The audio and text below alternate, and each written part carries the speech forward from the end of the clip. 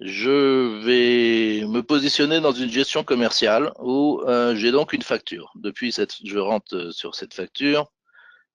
À partir de là, je demande à imprimer ma facture. Pareil, j'essaye.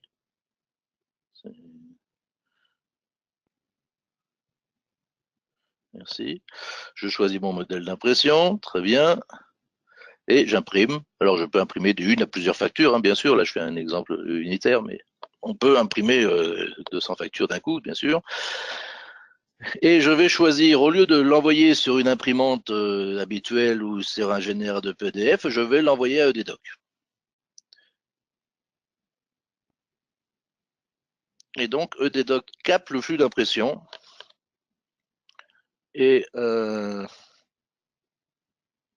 sur ce panneau qui m'embête là, capte le flux d'impression et apparaît dans la liste ici. Ça veut dire que si vous avez envoyé l'impression de 50 factures, soit selon votre système, il générera 50 PDF et donc ils seront transmis un par un à Chorus Pro, soit il générera un seul PDF avec toutes vos factures et à ce moment-là, on découpera le PDF en petits morceaux pour chacune des factures et on enverra chacune des factures, bien sûr, à chacun des destinataires, pas toutes envoyer le tas de 50 factures au même destinataire. Donc là, je vais vous montrer ce qui se passe dans EDDoc manuellement, mais évidemment, l'objectif, c'est que quand vous avez fait dans votre gestion commerciale, choisi votre facture, vos factures et envoyé l'impression, tout se traite en automatique derrière et on ne voit pas nécessairement les écrans que je vais vous montrer, sauf quand il y a des erreurs de traitement. Donc, je vais prendre en charge. J'ai encore des problèmes d'écran qui disparaissent manifestement. Je vais attendre un petit peu. Ça a l'air stable. Je vais regarder s'il y a des gens qui disent quelque chose.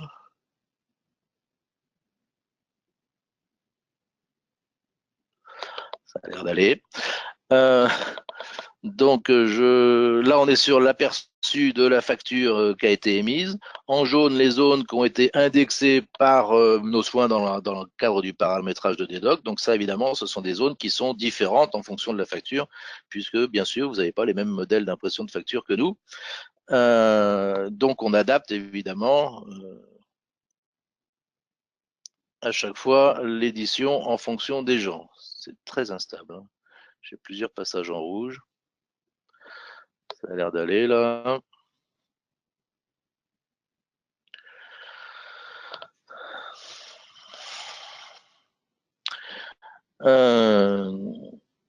Donc voilà, on a ici la facture avec les zones jaunes qui ont été indexées par le système.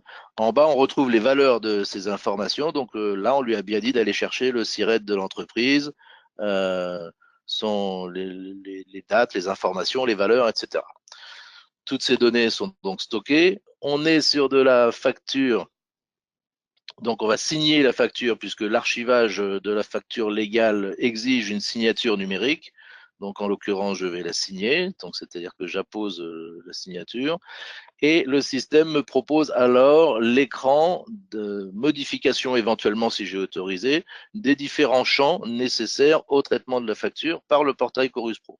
Donc, en gros, je retrouve je retrouve les mêmes 24 zones qu'il y a sur le portail Chorus, sauf que, comme je les ai définis dans mon format avant, ils sont directement et automatiquement renseignés, hein, y compris donc l'identifiant du débiteur. Donc j'ai pas. Alors je peux toujours avoir accès si je veux à l'annuaire à la base pour aller rechercher mes 183 327 organismes, mais c'est déjà pré-renseigné. Si jamais j'utilisais un organisme qui n'existait pas, le système là, j'ai pas autorisé la modification. Mais le système me dit à ce moment-là, tiens, je vais prendre un organisme qui est inactif, et il me dit, bah voilà, on peut pas l'utiliser. D'accord. Donc, si les contrôles sont faits en amont, donc on va pas envoyer une facture qui va vous poser problème sur le portail. Alors, pourquoi est-ce qu'on a travaillé là-dessus? Parce que on a chez nous même des utilisateurs du portail depuis même la version antérieure. Et le principal problème rencontré par l'utilisateur, c'est effectivement de corriger, de retrouver les bonnes informations attendues. Bon. et que le portail n'est pas forcément le plus clair du monde quand il s'agit de savoir ce qu'il faut mettre. Donc, on a repris tous ces contrôles-là et on a directement ici toutes les informations qui vous permettent de savoir si vous avez traité correctement la facture. Voilà, si je lui dis par exemple que je mets pas de code d'engagement, bon là il n'est pas obligatoire, donc il me dit rien, mais sinon j'aurai le petit point rouge en me disant c'est obligatoire, et en plus je ne pourrais pas avancer, je ne pourrais pas aller au-delà. Je peux éventuellement réintervenir sur la TVA, sur les taux, etc. Et voilà, enfin préparer et revoir mes informations sur mes factures.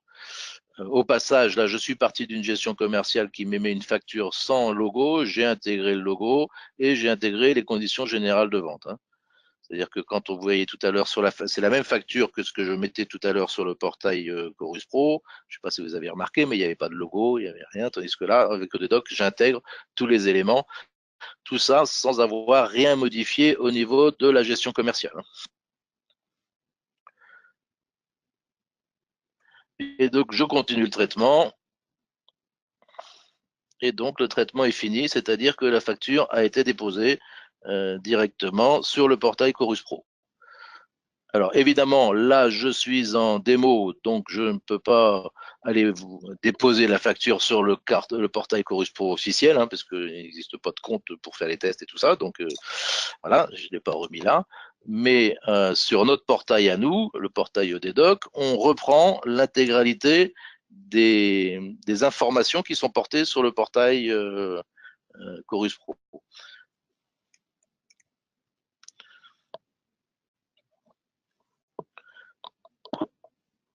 Donc, depuis le portail Odedoc, je vais aller voir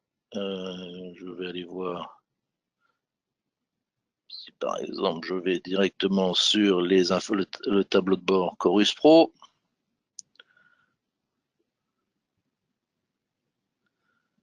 J'ai encore l'écran qui se promène, qui passe dans le rouge.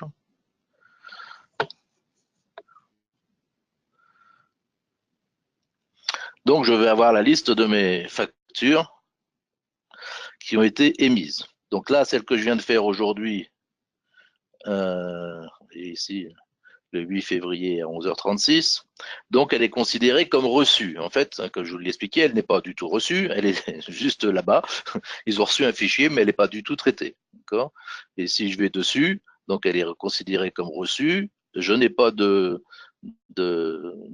numéro de dépôt, etc. J'ai encore aucune information. Pour l'instant, elle n'est que en cours de traitement. Voilà. Et là, bah voilà, ça fait partie des jours où ça a duré que 2 minutes. Donc, elle est incidentée et je peux donc directement, depuis mon portail Ededoc, télécharger le compte-rendu de Chorus. Donc, j'ai ici le compte-rendu de Chorus.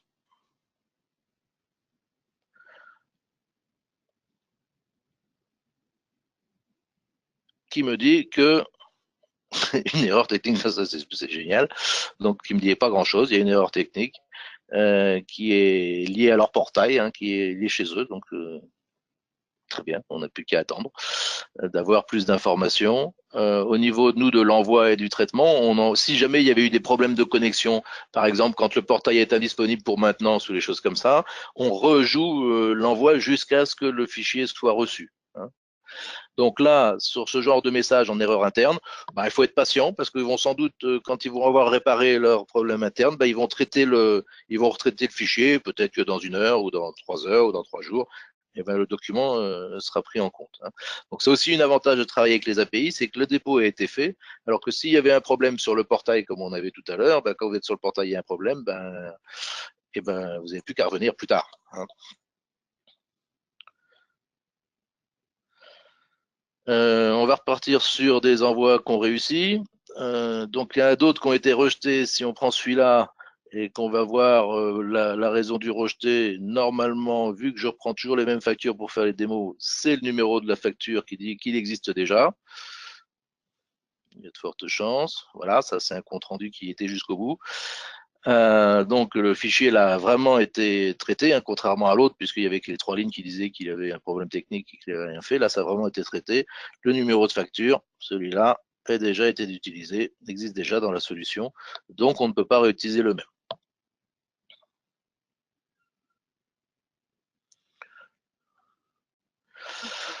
Donc j'ai toutes les informations ici sur l'envoi qui a été fait, y compris avec le numéro du flux de dépôt, hein, le flux mécanique, d'accord, on va dire informatique, hein, alors que les informations de suivi de la facture sont en bas de l'écran, où il y a les données de la facture avec effectivement le statut de la facture. Donc je vais voir sur des factures qui ont un petit peu été mieux. Où là, donc la facture a eu un flux de traitement, etc. Et à la fin, ça a généré un vrai dépôt de facture avec un numéro de facture. Je n'ai pas de facture d'origine non plus, ça c'est amusant. Bon. Non, numéro de facture, je suis idiot, c'est sur le devis. J'ai bien un identifiant de la facture dans le portail ici. Donc, j'ai toutes les informations qui me permettent de connaître sur la facture l'envoi mécanique, technique, informatique, comment c'est traité, pour quel fournisseur, c'est-à-dire moi, pour quel débiteur, client, quel valideur, les informations de la facture et les informations de montant. Ici, j'ai un lien directement sur le statut de la facture pour aller voir le statut actuel. Donc ça, c'est une requête qui est faite à chaque fois que vous cliquez là, pour aller sur le portail Chorus, pour aller voir quelle est la situation de cette facture.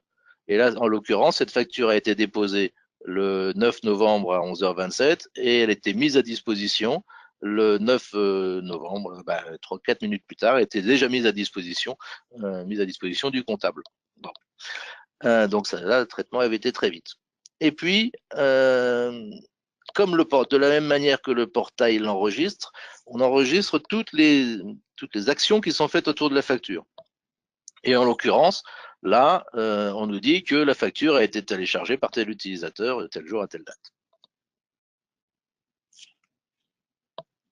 Voilà donc le moyen qui permet de suivre chacun des envois Chorus. Évidemment, ces documents, donc la facture, on peut la télécharger. Donc il y a deux endroits pour la télécharger. Vous avez ici en bas la facture qui est archivée. D'accord? Donc c'est la facture que je viens d'envoyer. Mais on a aussi mis à disposition un bouton pour télécharger la facture qui est chez Chorus. Et donc si vous ouvrez directement là, on va chercher chez Chorus la facture.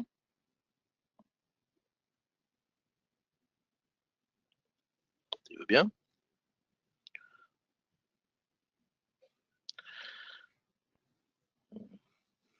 C'était le bon jour pour faire un web sur Chorus Pro. Donc là, en fait, on est en accès direct sur le serveur Chorus Pro. Et donc, c'est pas la facture qui est archivée chez nous, c'est bien la facture qui est archivée chez Chorus Pro. Hein. On voit bien que c'est un fichier zip avec une facture qui a été renommée à l'intérieur, etc. Et là, on retrouve exactement le même fichier PDF que ce que vous avez émis vous.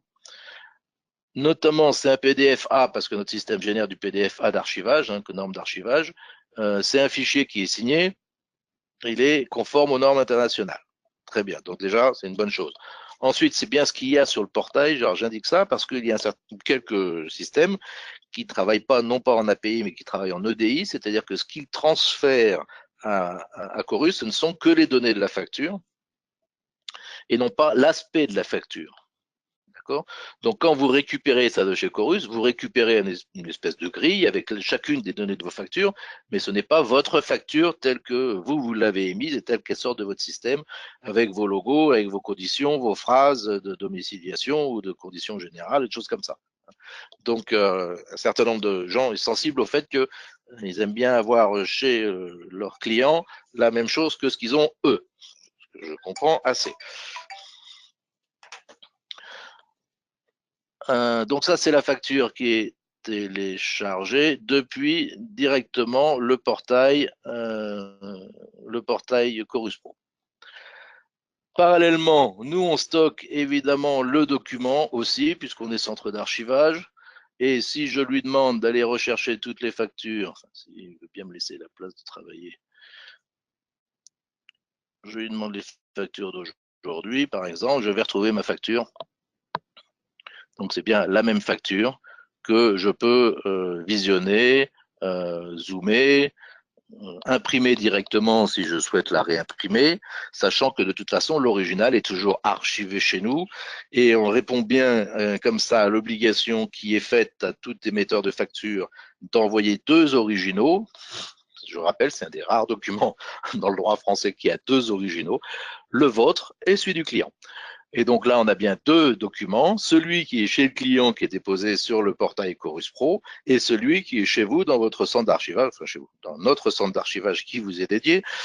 Et donc, vous avez bien les deux versions du même document, les deux versions originales du même document. Je dis ça parce que si vous ne gardiez que les documents disponibles sur le portail Chorus Pro, hein, on peut se dire, le document il est là, hein, il est archivé pendant 10 ans et tout ça, donc ça me suffit, pourquoi pas, mais vous n'avez pas votre version à vous. Maintenant, vous pouvez très bien avoir votre version à vous imprimée, stockée dans vos armoires. Enfin, l'idée de la dématérialisation est d'un peu supprimer les armoires. Quand on est sur un document, on a aussi toutes les métadonnées qui ont été indexées. Donc là, j'ai indexé un certain nombre de documents, y compris l'IBAN et des choses comme ça. Bon, mais je pourrais indexer le nom du commercial, une référence quelconque, enfin tous les éléments que j'ai envie. Ça, c'est complètement libre. C'est lors de la mise en place, vous avez droit à tout.